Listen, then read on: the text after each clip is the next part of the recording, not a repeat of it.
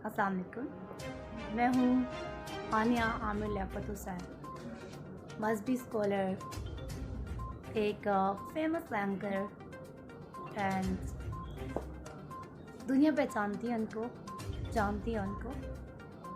मैं उनकी बीवी। आजकल ये क्वेश्चन बहुत ज़्यादा वायरल हो रहा है। आमिर लियाकत हुसैन ने जो किया है, मुझसे पूछा है कि DNA आप करवाओ।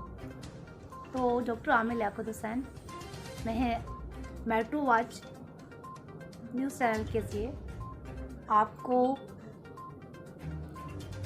आपके क्वेश्चन का आंसर दे रही हूँ। अगर 6 मंथ के बाद DNA हो सकता है, आप पहले किसी डॉक्टर से ये पूछ लें, क्या 6 मंथ के बाद DNA की रिपोर्ट्स आती हैं और DNA होता है। लेकिन फिर भी मैं रेडी हूँ करवाने के लिए। मैदान में आओ। आपने जिस तरह से मुझे बेवकूफ़ बनाया, ठीक है, मुझे तो आपने पागल बना लिया, लेकिन अब आप मेरी आवाम को पागल नहीं बना सकते, ना उनको गुमराह कर सकते हैं और ना ही मीडिया को। सही है। और दूसरा, आपने कहा कि मैंने कोई बुराइयां की हैं PTI की, और मैंने पाक फ़ौज को बुरा भला कहा है। तो आप मेरी सारी वीडियोस उठाकर देख लें, किसी एक वीडियो में मैंने पाक फ़ौज के बारे में बुराई की। मैं तो हमेशा ये कहती हूँ कि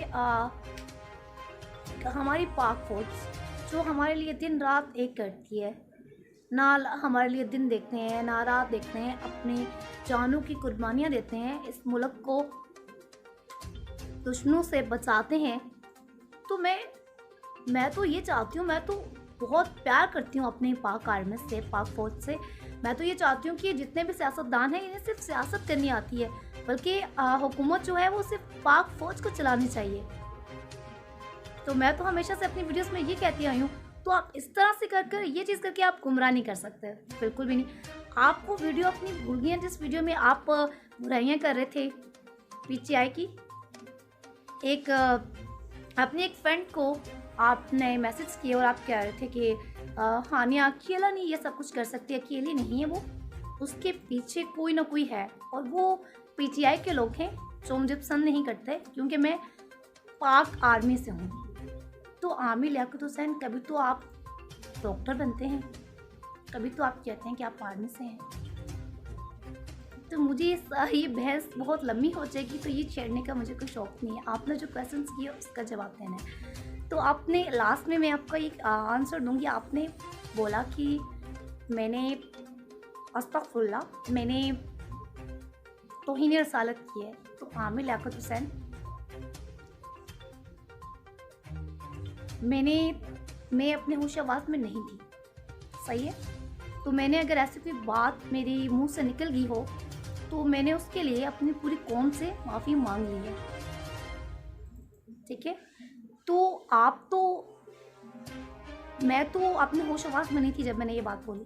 आप तो अपने होश-ए-आवाज़ में होकर ये कह रहे हैं कि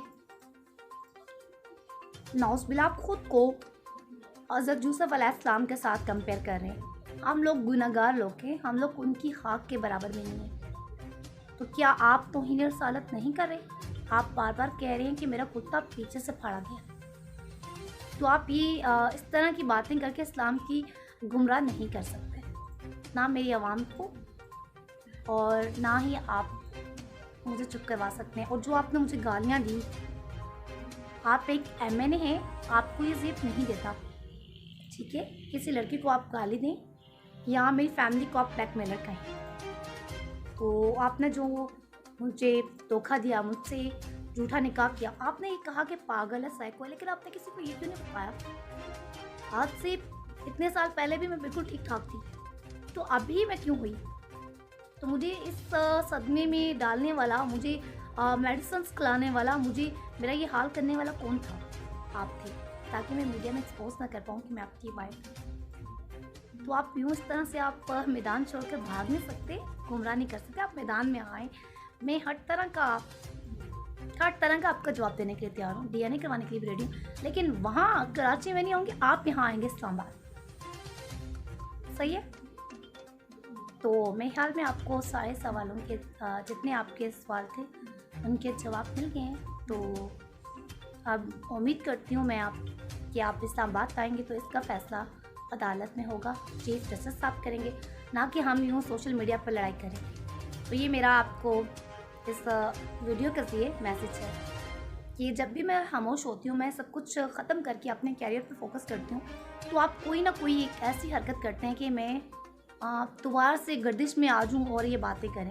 फिर आपने फरहान सीद के साथ मुझ पर ब्लेम किया कि मैं उनके साथ शादी करने वाली हूँ। तो आप इस तरह की कैसे बातें कर सकते हैं?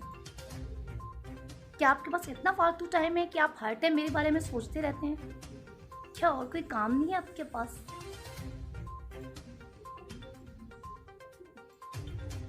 बस इतना ही कहूँगी मैं आपको कि आपने जो किया है उसके लिए आप माफ़ी मांगें। आप अल्लाह की ज़ात से डरें। माना कि आप ताकतवर हैं, माना कि आप इस टाइम एमएनए हैं, लेकिन जो ऊपर बैठा है ना, वो सबसे बड़ा है, वो बहुत ताकतवर है, उसके आगे किसी की नहीं चलती। जब आप उसके पकड़ में आएंगे ना, तो आपको कोई बचा नहीं सकता। बेशक जिल्लत और इज़्ज़त अल्लाह के हाथ में, और यही बात उस वीडियो में मेरे बाबा ने आपको बोल दी थी। तो आप इस तरह से मुझे ब्लेम नहीं कर सकते। जो आपने कहा कि तूबा आपको छोड़ कर चली गई है, मेरा घर बर्बाद हो गया है, उसके रीज़न आपने कहा कि हानिया की वजह से नहीं हुआ, वो आपकी अपनी हरकतों की वजह से हुआ है। जो आपने इस तरह की हरकतें की, उस पर शक किया, तो रोक टोक की कोई भी बीवी ये बर्दाश्त नहीं करती। लड़कियां अपने माँ बाप की बहुत लाडली होती हैं, और जब वो दूसरे घर में जाती हैं ना, ससुराल में, तो वो ये चाहती हैं कि उन्हें प्यार मिले, ना कि कोई ऐसा शख्स मिले जो उन पर शक करे, जो उन्हें एक पिंजरे में बंद कर दे। तो आपने जो किया बहुत गलत किया। आपको अपने खुदा से भी माफ़ी मांगनी चाहिए और मेरी फैमिली से भी। जब तक आप मेरे बाबा से सॉरी नहीं बोलेंगे, मेरी फैमिली से माफ़ी नहीं मांगेंगे, तो मैं आपको माफ़ नहीं करूँगी। और दूसरा, मैं अल्लाह के अलावा किसी से नहीं डरती। मैं सिर्फ अल्लाह के ज़ात से डरती हूँ जिसने मुझे पैदा किया। ज़िंदगी और मौत ना अल्लाह के हाथ में है, तो जैसे उसने लिखा है ना, वैसे ही मौत होगी। तो आपको जो कहना है मेरे बारे में आप कहें। आपने मुझे बदजात कहा, 2 नंबर कहा, मेरी बहनों को बुरा भला कहा, आपने कैसी कैसी बातें की। लेकिन जब ये FIA में केस जाएगा, साइबर क्राइम वालों की तरफ जाएगा, तो खुद ही पता चल जाएगा। अब सबसे पहले मुझे ये साबित करना है कि आपके साथ मेरा रिलेशन था, उसके बाद मैं निकाह की बात करूँगी। आपने तो वो झूठा निकाह किया था ना, तो आपकी नज़रों में तो कोई वैल्यू है नहीं उसकी, इसीलिए आपने कलमा पढ़ दिया, अस्तगफुरुल्लाह। आमीन। अल्लाह की अजाब से डरो, अल्लाह के खौफ से डरो, उसी के पास आपने वापस लौट कर जाना है। बस इतना ही कहना है। अल्लाह हाफ़िज़।